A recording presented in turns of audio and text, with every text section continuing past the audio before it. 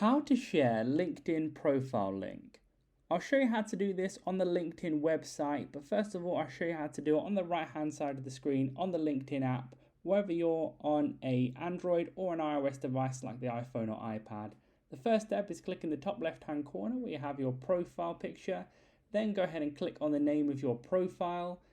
Then you'll want to click the three little dots in the middle right hand corner there.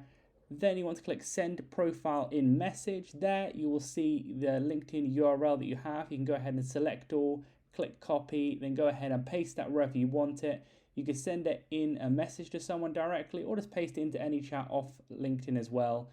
Now how to do it on the LinkedIn website. First of all, on the home page, you'll see at the top right hand corner it says me. Go ahead and click on that drop down there, then click on view profile.